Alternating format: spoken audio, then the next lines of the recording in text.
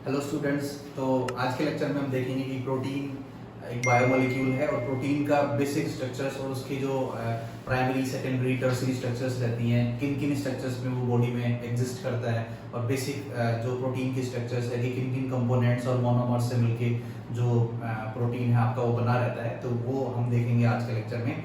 और अगर आपने हमारे चैनल को सब्सक्राइब नहीं किया है तो आप प्लीज़ सब्सक्राइब करें, ताकि और नोटिफिकेशन आइकन भी दबाएं, ताकि जब भी नया वीडियो अपलोड होता है तो आपको नोटिफिकेशन जाएगा और आप लेक्चर्स वगैरह सुन पाएंगे। तो प्रोटीन के केस में हमें ये याद रखना है कि प्रोटीन बेसिकली है क्या। तो प्रोटीन जो रहता है ये एक बायोपॉलीमर है, और बायोपॉलीमर है किसका? Of amino acids. प्रोटीन जो है वो बायोपॉलीमर है, यानी कि जैसे कि एक पूरा हाउस है, वो छोटे छोटे ब्रिक्स से मिलकर बना होता है। एक ब्रिक्स के ऊपर दूसरे ब्रिक्स रखते जाते हैं तो पूरी वॉल बन जाती है। उसी तरीके से क्या रहता है, एक अमीनो एसिड जो है उस अमीनो एसिड से दूसरा अमीनो एसिड आपस में बॉन्डिंग करेगा, फिर तीसरा करेगा, फिर चौथा करेगा। ऐसे करते करते आपके बहुत सारे अमीनो एसिड्स जो होते हैं वो आपस में जुड़ते चले जाएंगे। तो अल्टीमेटली क्या होगा, एक प्रोटीन की पेप्टाइड बन जाएगी। और यहाँ पे एक चीज याद रखने वाली जो चीज है वो ये है कि अमीनो एसिड्स जो होते हैं आपस में कौन से बॉन्ड से जुड़े रहते हैं। तो यहाँ पे आपको याद रखना है कि ये पेप्टाइड बॉन्ड से जुड़े रहते हैं। अमीनो एसिड्स, एक अमीनो एसिड और दूसरे अमीनो एसिड से कौन से बॉन्ड से जुड़ा रहेगा? पेप्टाइड बॉन्ड से जुड़ा रहेगा। इसके और इसके बीच में भी कौन सा बॉन्ड है? पेप्टाइड बॉन्ड है। उसके और इसके बीच में कौन सा है? पेप्टाइड बॉन्ड है। तो आपस में इंटर जो लिंक रहेगा इसका अमीनो एसिड्स का, वो क्या रहता है? आपका पेप्टाइड बॉन्ड रहता है। अब हम एक कंडीशन देख लेते हैं कि पेप्टाइड बॉन्ड बनता कब है, आगे भी इसके अंदर आपको देखने को मिलेगा। तो और प्रोटीन्स जो बेसिकली रहते हैं आपके, वो क्या रहते हैं कि दो तरह के प्रोटीन्स आपको बेसिकली देखने को मिलते हैं। फर्स्ट जो होते हैं वो स्ट्रक्चरल प्रोटीन्स रहते हैं, जो कि बॉडी की स्ट्रक्चर्स बनाने में काम में आएगा। जैसे कि हमें पता है कि सेल मेम्ब्रेन के अंदर भी प्रोटीन रहती है, तो कोई भी सेल मेम्ब्रेन नई सेल बनती रहती है। एवरी टाइम हमारी बॉडी में सेल डिवीजन चलते रहते हैं, तो आपको हमेशा ही क्या है, नई प्रोटीन्स की रिक्वायरमेंट रहती है। इसीलिए जो प्रोटीन्स है वो स्ट्रक्चर अगर बना रहे हैं तो वो स्ट्रक्चरल प्रोटीन्स हैं। और दूसरे जो प्रोटीन्स होते हैं वो आपके फंक्शनल प्रोटीन्स होते हैं, जो कोई ना कोई फंक्शन परफॉर्म करते हैं, है ना। जैसे आपके चाहे इम्यून सिस्टम से रिलेटेड कोई फंक्शंस हो, या फिर आपका जैसे एंजाइम्स जो वगैरह बना रहे हो, डाइजेस्टिव एंजाइम्स जो कि बेसिकली प्रोटीन नेचर के होते हैं, प्रोटीनियस हार्मोन्स बना रहे हो, तो ये जो होते हैं ये आपके हैं। दो तरह के प्रोटीन्स जो होते हैं आपको देखने को मिल सकते हैं। तो हम एक छोटा सा क्लासिफिकेशन देख लेते हैं। प्रोटीन जो है वो आपके दो तरह के हैं। एक स्ट्रक्चरल प्रोटीन है जो स्ट्रक्चर बनाएंगे, और कुछ प्रोटीन्स ऐसे होते हैं जो आपके फंक्शन करेंगे, कोई ना कोई फंक्शन परफॉर्म करेंगे, वो स्ट्रक्चर नहीं बनाएंगे। तो इसका एग्जांपल जो रहते हैं वो आपके हैं डाइजेस्टिव एंजाइम्स,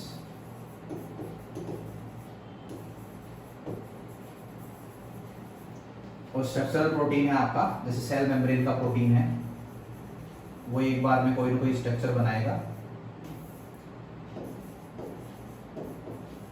तो ये छोटा सा क्लासिफिकेशन आपको याद रखना है। तो हमने अभी तक यही देखा है कि proteins are the biopolymer of the amino acids. एक अमीनो एसिड दूसरे अमीनो एसिड से एक लीनियर चेन से जुड़ता चला जाता है और ये पेप्टाइड बन जाती है पूरी, और बाद में यही पेप्टाइड आगे जाके प्रोटीन का फॉर्मेशन करती है और प्रोटीन बन जाती है। तो एक अमीनो एसिड जो है वो दूसरे अमीनो एसिड से कौन से बॉन्ड से जुड़ा रहेगा? आपके हाइड्रोजन ये पेप्टाइड बॉन्ड से आपस में जुड़ा रहेगा। अब हम एक एक करके देखते हैं कि किस तरीके से प्रोटीन की स्ट्रक्चर्स है। तो ये प्राइमरी स्ट्रक्चर है प्रोटीन की, और ये सारे जो आपको अल्फाबेट्स दिख रहे हैं ये सारे अमीनो एसिड्स के नेम हैं। टोटल 20 अमीनो एसिड्स आपकी बॉडी में आपको मिलते हैं, और 20 अमीनो एसिड्स में से कुछ एसेंशियल अमीनो एसिड्स होते हैं जो आपकी बॉडी सिंथेसाइज नहीं कर पाती, इसीलिए वो आपको दूसरे फूड सोर्सेस वगैरह से लेना पड़ता है। और कुछ ऐसे अमीनो एसिड्स होते हैं जो आपको बाहर के सोर्स के ऊपर डिपेंड नहीं करना पड़ता, यानी कि आपकी बॉडी उनको खुद सिंथेसाइज कर सकती है, तो वो है आपके नॉन एसेंशियल अमीनो एसिड्स। तो जनरली 50-50 का रेशियो दोनों में रहता है कि 20 में से 10 के आसपास आपके एसेंशियल अमीनो एसिड्स है, और 10 ही जो है वो आपके नॉन एसेंशियल अमीनो एसिड्स हैं। एसेंशियल वो होगा जो आपकी बॉडी सिंथेसाइज नहीं कर सकती। तो यहाँ पे देखने को आपको मिल रहा है कि ये सारे अमीनो एसिड्स हैं, और ये सारे देखो एक ही, ये अमीनो एसिड दूसरा amino acid, third fourth fifth sixth and so on. तो ये आपस में क्या है, ऐसे जुड़ते चले जाते हैं, और एक दूसरे से जुड़ते चले जाएंगे तो अल्टीमेटली क्या होगा, एक लीनियर चेन बन जाएगी। और इसी लीनियर चेन को अपन क्या बोलते हैं? प्राइमरी स्ट्रक्चर्स बोलते हैं। तो इंसुलिन के अंदर भी ऐसा रहता है, ए चेन रहती है, बी चेन रहती है, ठीक है ना, और एक ज्वाइनिंग चेन भी रहती है, सी चेन। तो ए चेन और बी चेन जो है ये बेसिकली इंसुलिन की स्ट्रक्चर है, और इसको दोनों चेन्स को आपस में डाइसल्फाइड बॉन्डिंग से जोड़ दिया गया है बाद में, तो रिकॉम्बिनेंट इंसुलिन है। और इसलिए इसमें एक दो ही चेन होती हैं, ए चेन और बी चेन। और ये लीनियर स्ट्रक्चर्स हैं, तो लीनियर स्ट्रक्चर हैं तो प्राइमरी स्ट्रक्चर्स हैं। इसमें कौन कौन से बॉन्ड मिलेंगे आपको, तो पेप्टाइड बॉन्ड मिलेगा और उसके बाद में कोवैलेंट बॉन्ड मिलेगा। तो पेप्टाइड बॉन्ड कब बनता है, जैसे मान लो ये एक अमीनो एसिड है, ये कार्बन है और इधर वाला दूसरा कार्बन है, तो इसका आपको NH2 और इसका COOH, और यहाँ पे NH2 फ्री रहेगा, यहाँ पे आपका H रहता है, यहाँ पे R ग्रुप रहता है, इस साइड पे R ग्रुप रहता है, तो यहाँ पे जैसे मान लो COOH ये ग्रुप रहता है। तो अल्टीमेटली क्या होगा, एक ये अमीनो एसिड जो है ये सेकंड अमीनो एसिड है, और ये वाला जो दिख रहा है आपको ये फर्स्ट अमीनो एसिड है। तो अल्टीमेटली क्या होगा कि दोनों अमीनो एसिड्स के बीच में एक का तो OH ग्रुप जो कि COOH से आता है, तो फर्स्ट अमीनो एसिड का तो COOH और दूसरे का आपका NH2, ये आपस में क्या करेंगे, बॉन्डिंग करेंगे। तो बॉन्डिंग करेंगे तो होगा क्या, यहाँ से वाटर का मॉलिक्यूल जो है वो आपका बाहर निकल जाएगा। जैसे आप देखो कि NH2 को हम कैसे लिख सकते हैं, तो NH2 को हम ऐसे लिख सकते हैं NH, और यहाँ पे लिख सकते हैं H ऐसे, और इस साइड C जो है उसको हम ऐसे लिख सकते हैं C डबल बॉन्ड और OH ऐसे। तो क्या होगा, ये H और ये OH मिलके क्या होगा, वाटर का मॉलिक्यूल बाहर निकाल देंगे। तो अल्टीमेटली क्या होगा, वाटर मॉलिक्यूल निकल जाएगा इनके बीच में से, और यहाँ पे क्या होगा, इनके बीच में बॉन्डिंग बन जाएगी इस तरीके से, देखो ऐसे। तो एक है ना, ये CO ग्रुप है, इधर आ जाएगा आपका NH ग्रुप, तो CO और NH के बीच में कार्बन नाइट्रोजन के बीच में बॉन्ड बन जाएगा आपका ऐसा, और इधर फिर कार्बन है, यहाँ पे वही है, यहाँ पे कार्बन है, यहाँ पे हाइड्रोजन, यहाँ पे R ग्रुप, और यहाँ पे आपका अमीनो टर्मिनल, और इस साइड में आपका, यहाँ से आप देखोगे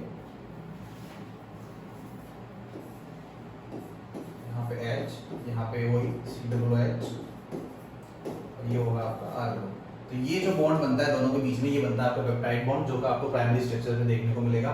दूसरा रहता है कोवैलेंट बॉन्डिंग रहती है इनके बीच में, कोवैलेंट बॉन्डिंग्स। और यहाँ पे जो बॉन्डिंग दिखाई गई है आपको डाइसल्फाइड बॉन्डिंग, ये एक्चुअली आर्टिफिशियल इंसुलिन बनाया था, उसके बीच में कुछ ऐसे अमीनो एसिड्स लिए गए थे जो कि सल्फर कंटेनिंग अमीनो एसिड्स हैं, उनके बीच में ऐसी बॉन्डिंग बनाई गई है। दूसरी स्ट्रक्चर जो आती है वो आती है सेकेंडरी स्ट्रक्चर, और इस केस में आपको ये पता रहना चाहिए कि प्राइमरी स्ट्रक्चर जो थी वो एक सिर्फ अमीनो एसिड से एक सिंपल चेन में जुड़ते चले गए, जैसे कि एक माला के अंदर मोती चिपके रहते हैं वैसे ही, और अल्टीमेटली एक लीनियर स्ट्रक्चर बना देते हैं। तो वैसे ही सेकेंडरी स्ट्रक्चर के अंदर थोड़ी सी कॉम्प्लेक्स होगी है, या तो ये स्प्रिंग बनाएगी, तो स्प्रिंग बनाएगी तो उसको हम अल्फा हेलिक्स बोलते हैं, है ना, स्प्रिंग बनाएगी तो उसको हम क्या बोलेंगे, हेलिक्स बोलेंगे। और अगर मान लो ये सीट बनाती है ऐसे, तो उसको हम बीटा प्लेटेड सीट बोलेंगे। तो ये सीट जो रहती हैं आपकी टीन सेट की जैसी रहती हैं, इस तरीके से ऐसे, और इनके नीचे दूसरी इस तरीके से। तो ये जो सीट्स रहती है एक दूसरे में इनफोल्डेड रहती हैं इस तरीके से, और इनके बीच में भी फिर क्या होता है, बॉन्डिंग्स रहती हैं, ठीक है ना। तो ये रहता है आपका ये तो है सीट्स। और हेलिक्स का मतलब है स्प्रिंग। आपको सिंपल सी स्प्रिंग बनानी है, जैसे कि ये बनी हुई है इस तरीके से, तो ये हेलिक्स है। और ये वाली जो है इस तरह के पैरेलल और एंटी पैरेलल, देखो ये इसका मेन फेस है और इसका मेन फेस है, तो दोनों एक दूसरे के अपोजिट हैं ऐसे, तो ये एंटी पैरेलल सीट्स हैं। अगर ये दोनों एक साथ होते तो ये पैरेलल बीटा प्लेटेड सीट हो जाती। और अल्फा हेलिक्स जो होता है वो भी दो तरह का होता है, राइट हैंडेड फैशन में अगर ये घूमेगा तो राइट हैंडेड अल्फा हेलिक्स, और अगर लेफ्ट हैंडेड फैशन में अगर ये घूमता है तो उसको हम बोलेंगे लेफ्ट हैंडेड अल्फा हेलिक्स। इसमें बॉन्ड कौन कौन से बनेंगे, तो हाइड्रोजन बॉन्डिंग जो है वो प्रेजेंट रहेगी आपकी, हाइड्रोजन बॉन्डिंग है ये प्रेजेंट रहती है। दूसरा रहता है पेप्टाइड बॉन्डिंग प्रेजेंट रहती है ना। पेप्टाइड बॉन्ड तो देखो कार्बन और एक का तो कार्बोक्सिलिक ग्रुप और दूसरे का अमीनो ग्रुप है, तो ये अमीनो ग्रुप, तो कार्बोक्सिलिक ग्रुप और अमीनो ग्रुप के बीच में जो है बॉन्डिंग हो रही है ना। अल्टीमेटली क्या रहता है, इसी तरीके से ये सारी बॉन्डिंग्स जो है, ये पेप्टाइड बॉन्ड्स है, यहाँ पे हाइड्रोजन बॉन्ड्स मिलती है बीच में, और डाइसल्फाइड बॉन्डिंग मिलती है इनके बीच में, कि यानी कि जो सल्फर कंटेनिंग अमीनो एसिड्स होंगे वो दो सल्फर ऐसे वापस करने में, तो इनके बीच में जो है बॉन्डिंग हो जाती है, और इसी बॉन्डिंग को अपन डाइसल्फाइड बॉन्डिंग जो है वो बोलते हैं। तो आपको ये याद रखना है कि सेकेंडरी स्ट्रक्चर जो होती है प्रोटीन की, उसमें कौन कौन से बॉन्ड मिलते हैं, तो हाइड्रोजन बॉन्ड मिलेंगे, पेप्टाइड बॉन्ड मिलेंगे और डाइसल्फाइड बॉन्ड मिलेंगे। और वो दो तरह की स्ट्रक्चर्स हो सकती है, अल्फा हेलिक्स और बीटा प्लेटेड सी। उसके बाद में नेक्स्ट जो आता है वो आता है टर्सरी स्ट्रक्चर, और टर्सरी स्ट्रक्चर जो है वो मोस्ट इंपोर्टेंट है, क्योंकि इसके अंदर बॉन्ड्स जो है वो इंक्रीज हो जाते हैं। तो अल्टीमेटली जो जो एकदम सीधे सीधे जो इस तरह की चेन्स बन रही थी वो बाद में आगे जाके क्या हो जाती हैं, ऐसे आपस में फोल्डेड हो जाती हैं ऐसे। तो इस तरीके से मान लो कि प्राइमरी स्ट्रक्चर बिल्कुल स्ट्रेट है, सेकेंडरी स्ट्रक्चर जो है उसमें हेलिक्स बन गई या बीटा प्लेटेड शीट बन गई, और टर्सरी स्ट्रक्चर में क्या होगा, आपकी ये स्ट्रक्चर इस तरीके से हो जाएगी, ये टर्सरी स्ट्रक्चर है। और क्वाaternary में क्या होगा, एक तो आ जाएगी व्हाइट वाली पेप्टाइड और दूसरी आ जाएगी आपकी येलो वाली पेप्टाइड, इस तरीके से ऐसे, ये देखो ऐसे। तो दो अलग अलग पेप्टाइड्स आपस में अगर जुड़ जाएंगी तो ये आपकी क्वाaternary स्ट्रक्चर बन जाएगी। अब ये होती है टर्सरी स्ट्रक्चर, इसमें सिंगल पेप्टाइड होती है, यानी कि एक ही चेन होती है। इसके अंदर ये आपकी सेकेंडरी स्ट्रक्चर्स है और ये आपकी प्राइमरी स्ट्रक्चर्स है। अब आपको ये देखना है कि टर्सरी स्ट्रक्चर्स में बॉन्ड कौन कौन से हैं। तो ये जो है ये आपकी एक प्रोटीन है, प्रोटीन चेन है, और इस चेन के बीच में आयनिक बॉन्ड्स बन जाएंगे, पॉजिटिव नेगेटिव के बीच में, जैसा आपको पता है दो डिफरेंट आयन के बीच में। हाइड्रोफोबिक ग्रुप्स जो होंगे वो पास पास आ जाते हैं, तो हाइड्रोफोबिक इंटरेक्शंस होते हैं। डाइसल्फाइड बॉन्डिंग सल्फर सल्फर के बीच में मैंने बताया था, वो भी इसके अंदर प्रेजेंट रहता है। हाइड्रोजन बॉन्डिंग, वापस से वही कॉन्सेप्ट, दो इलेक्ट्रोनेगेटिव कंपाउंड के बीच में अगर हाइड्रोजन लाई कर रहा है तो हाइड्रोजन बॉन्डिंग हो जाती है। तो ये सारे इंटरेक्शंस जो है इसके अंदर आपको देखने को मिलते हैं। तो कौन कौन से इंटरेक्शंस देखने को मिलेंगे, ionic bond, hydrophobic interaction, hydrogen bond, disulphide bond और van Waals interactions. Van Waals forces वो फोर्सेस होते हैं कि दो मॉलिक्यूल्स एक निश्चित एक पर्टिकुलर लिमिट से ज्यादा अगर पास में आ जाते हैं तो उनके बीच में कैसी बॉन्डिंग हो जाती है, वैन डर वाल बॉन्डिंग हो जाती है, ठीक है ना। उनके बीच में कैसी बॉन्डिंग हो जाएगी, वैन डर वाल बॉन्डिंग। अब आपको ये याद रखना है कि इतने सारे बॉन्ड्स जो हैं ये टर्सरी स्ट्रक्चर्स में होते हैं और ये मोर फोल्डेड स्ट्रक्चर्स आपकी होती हैं। उसके बाद में आती है क्वाaternary स्ट्रक्चर्स, यानी कि आपकी इसके अंदर जैसा कि मैंने आपको बताया था कि इसके अंदर दो या दो से ज्यादा अगर पॉलीपेप्टाइड्स आपस में इंटरलिंक्ड होंगी, जैसे अलग अलग कलर की पॉलीपेप्टाइड्स आपको दिख रही हैं, तो ये इसका मतलब है कि यहाँ पे टर्सरी स्ट्रक्चर में आपको देखो एक ही कलर की पॉलीपेप्टाइड दिख रही है, लेकिन यहाँ पे आप देखेंगे तो इसमें बहुत सारी तरह की पॉलीपेप्टाइड्स है, ये डिफरेंट कलर है, ये डिफरेंट कलर है। तो alpha chain, beta chain, beta chain, beta chain, alpha chain. तो अल्टीमेटली ये क्या बनाएंगे आपके, ये हीमोग्लोबिन की स्ट्रक्चर है जिसके अंदर दो अल्फा और दो बीटा मिलते हैं आपको, दो अल्फा प्लस दो बीटा। ये जो सर्कुलेटरी सिस्टम और वो सब अपन देखेंगे तब इसके बारे में डिस्कस करेंगे डिटेल में। अभी आपको इतना याद रखना है कि हीमोग्लोबिन जो है वो आपकी क्वाaternary स्ट्रक्चर है प्रोटीन की, जिसके अंदर दो अल्फा और दो बीटा चेन्स आपस में और उलझी हुई रहती हैं। और इसके अंदर कौन कौन से बॉन्ड है, बॉन्ड टर्सरी स्ट्रक्चर के सेम रहेंगे, जैसे कि ionic bond, hydrophobic interactions, hydrogen bond, disulphide bond and van der Waals interactions. उसके बाद में एक सुपर व्यू जो ओवरव्यू रहता है इसका ये रहता है कि प्राइमरी स्ट्रक्चर्स में ये सारे बॉन्ड्स थे, कौन कौन से, पेप्टाइड बॉन्ड और डाइसल्फाइड बॉन्ड। सेकेंडरी स्ट्रक्चर्स के hydrogen bond, peptide bond, disulphide, एक और हाइड्रोजन बॉन्ड जिसमें इन्वॉल्व हो गया।